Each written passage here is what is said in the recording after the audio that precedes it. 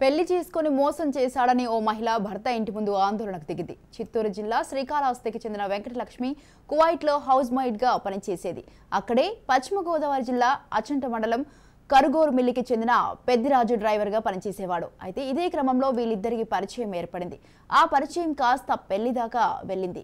కానీ ఇదివరకే పెళ్లైన పెద్దిరాజు మాత్రం తనకు పెళ్లైన విషయాన్ని వెంకటలక్ష్మికి చెప్పకుండా పాలకొల్లు తీసుకొచ్చి ఆమెను రెండో పెళ్లి చేసుకున్నాడు. వెంకటలక్ష్మి దగ్గర 19 లక్షల వరకు డబ్బును తీసుకుని పాలకొల్లులో ఒక లారీని సైతం కొన్నాడు. కొన్ని రోజులకు వెంకటలక్ష్మిని పట్టించుకోవడం మానేశాడు. విషయం తెలుసుకున్న వెంకటలక్ష్మి మోసపోయానని గ్రహించి భర్త ఇంటి ముందు న్యాయ పోరాటానికి దిగింది. పోలీసులకు చెప్పినా పట్టించుకోవడం లేదని ఆవేదన వ్యక్తం చేసింది.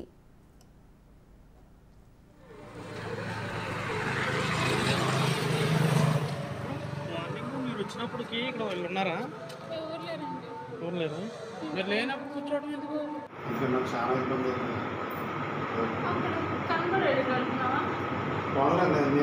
చెప్తున్నా కదా ఇంకెందుకు నీకు భయం ఎందుకు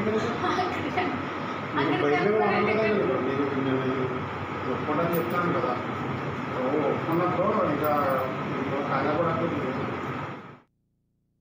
లక్ష్మి అండి. మా ఊరి పేరు తిరుపతి కాడ శ్రీకాళహస్తి రమ్మిడ.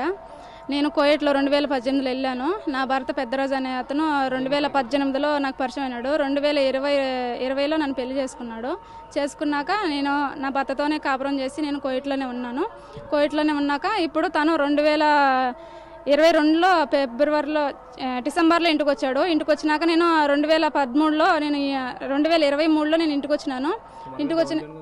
ఇంటికి వచ్చినాక నన్ను కాపురం పాలకొల్లో పెట్టినాక వాళ్ళు మొదటి భార్య అంట. ఆ మొదటి భార్య 9 నెలలు అయినాక ఇంటి మీద దాడికి వస్తే తర్వాత నేను ఎవరు ఏంటంటే అప్పుడు నాకు పెళ్ళి అయింది. నేను మొదటి పెళ్ళి అయింది. ఇప్పుడు నాకు పాప ఉంది.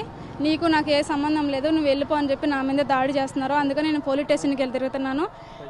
పాలకొల్లు పోలీస్ స్టేషన్లో కూడా వెళితే వాళ్ళు కూడా ఏమంటే నాకు న్యాయమే చేసి పంపిస్తున్నారు. అక్కడ కూడా కాంప్రమైజ్ అయ్యాడు. నేను ఆమెతో ఉంటాను, నీతో ఉంటానని చెప్పి కాంప్రమైజ్ అయ్యి నన్ను తీసుకొని పోయి మళ్ళీ ఇప్పుడేమంటే హైదరాబాద్ పంపించి హైదరాబాద్ నుంచి నేను రూమ్ చూసినాను, రూమ్లో పెడతానని చెప్పి అని చెప్పి తీసుకొచ్చి నేరుగా ఆసంట పోలీస్ స్టేషన్ అమ్మిడి తీసుకొని పోయి ఆ పోలీసు వాళ్ళ ముందరే నన్ను ఎట్లా అంటే అడ్డుకొట్టినారు. పోలీసు వాళ్ళు కూడా నిలబడుకొని చూస్తున్నారు. ఒక్కరు కూడా నాకు ఏ సహాయం చేయలేదు.